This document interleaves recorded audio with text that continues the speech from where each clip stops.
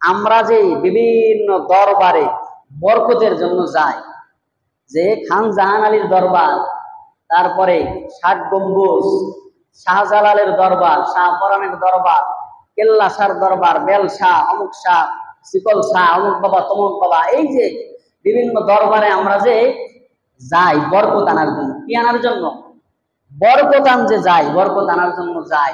এটা যাওয়া জায়েজ আছে কিনা?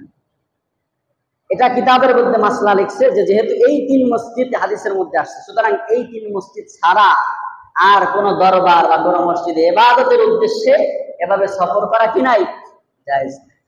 এজন্য আল্লাহ তাআলা আমাদেরকে হেফাজত করুন। আর যে সমস্ত দরবারে আমরা যাই, যেমন শাহজালালের মাজার, শাহপরানের মাজার, শাহ আলীর মাজার, তারপরে লালন শাহর মাজার, এই যে সমস্ত মাজারগুলোতে আমরা যাই, ওইখানে যাই কিসের জন্য? যাই হলো বরকত আনার জন্য। কি আনার জন্য? কথা কন, কি আনার জন্য যাই? বরকত হাসিলের জন্য যাই। অনেকে যায় যে আমার ছেলে সন্তান হয় না, আমার অনেক বছর যাবৎ বিবাহ শাদী সংসার করতেছি কিন্তু ছেলে মেয়ে হয় না। ওইখানে গেলে ছেলে মেয়ে হবে। ওইখানে গেলে কি হবে? লালন শাহর মাজারে গেলে ওইখানে যায় যদি মান্নত করে আসি, শাহজালাল শাহপরানের দরবারে যায় যদি মান্নত করে আসি, তাহলে ওই জায়গায় গেলে ছেলে সন্তান হয়। আচ্ছা, এই ধারণা, এটা কি সঠিক ধারণা না ভুল ধারণা? সবাই কন, ভুল ধারণা। আমি অনেক বছর যাবৎ সংসারে অভাব অনটন সারেই না। এখন আমি গেলাম যে ওইখানে গেলে, ওই সমস্ত দরবারে গেলে আমার টাকায় বরকত হবে, পয়সা বরকত হবে, ব্যবসা বাণিজ্য আয় উন্নতি হবে। এই যে আমি এই বরকত আনার জন্য ওইখানে ব্যবসা বাণিজ্যের উন্নতির জন্য গেলাম, তো এটা যাওয়া, এটা কি ঠিক হলো না? ঠিক না, ঠিক হলো না। এর কারণ হলো, ১ নাম্বার পয়েন্ট আসে যেটা আমি বলতে গেলাম যে ছেলে সন্তান, আলোচনা অন্যদিকে চলে যাইতেছে, যাই হোক একটু বোঝাই আবার ওদিকে যাইতেছি আমি। ছেলে সন্তান, অনেক মানুষ যায়, অনেক মানুষ ওইখানে যায় বলে যে বাবা আমার যদি একটা সন্তান দেন আপনি, তাইলে আপনার মাজারে এত টাকা দান করবো, বা আপনার মাজারে একটা গরু, একটা ছাগল দিব। এখন আসেন, ওইখানে যে শুয়ে আছে ধরলাম সে আল্লাহর ওলি, আসলেই সে ভালো মানুষ। কবরের মধ্যে, ওই দরবারের কবর গোলাতে যারা শুয়ে আছে, তারা মানলাম, ধরে নিলাম যে আসলেই তারা আল্লাহর ওলি। বাংলাদেশের যত মাজার আছে ধরে নিলাম, যদিও সব মাজারে আল্লাহর ওলি না, তাও ধরে নিলাম কিছু সময়ের জন্য সব মাজারে যারা শুয়ে আছে নিচে, তারা সবাই আল্লাহর খাস ওলি, খাস বুজুর্গ।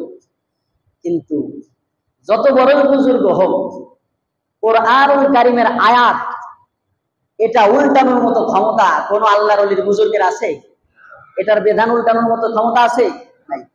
আল্লাহ তাআলা কোরআনের 25 নম্বর পারায় বলতেছেন, ইয়াহাবু লিমান ইয়াশাউ ইনাসা ওয়া ইয়াহাবু লিমান ইয়াশাউ যুকুর আও ইউযাওযিজুহু যুকরানা ওয়া ইনাসা ওয়া ইয়াজআলু মান ইয়াশাউ আকিমা। আল্লাহ বলেন যে ইয়াহাবু লিমান ইয়াশাউ ইনাসা, আমি আল্লাহ যাকে চাই কন্যা সন্তান দান করি, আবার যাকে চাই তাকে পুত্র সন্তান দান করি। আমি আল্লাহ যাকে চাই তাকে পুত্র সন্তানও দেই, কন্যা সন্তানও দেই, দুইটাই দেই। আবার আমি আল্লাহ যাকে চাই তাকে পুত্রও দেই না, কন্যাও দেই না, বাজা বানায় রাখি। এখন এই যে এই আয়াতের মধ্যে আল্লাহ তারা স্পষ্ট ঘোষণা করে দিলেন যে সন্তান দেওয়ার একমাত্র মালিক আমি আল্লাহ। এখন আসেন, তাহলে আল্লাহর কাছে না চায়া আমরা ওই বুজুর্গদের কাছে যা চাইলাম, কিয়ামত পর্যন্ত যদি চাই আর আল্লাহ যদি ফায়সালা না করে, তাইলে কি ওই বুজুর্গ কোনোদিন দিতে পারবে? পারবে না।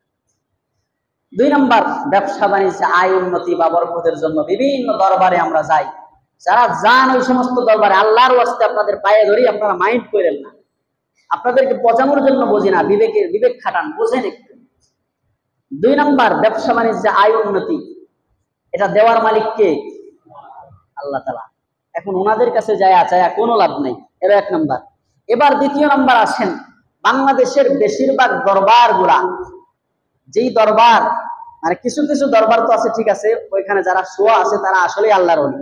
যেমন হযরত শাহজালাল মুজাররদ ইয়ামানি রাহমাতুল্লাহ আলাইহি, শাহপরান, ওনারা আল্লাহর ওলি ছিলেন। কিন্তু এরপরে খাজা মুঈনুদ্দিন চিশতি রাহমাতুল্লাহ আলাইহি, ভারতের আজমিরে, ওনারা আল্লাহর ওলি ছিলেন।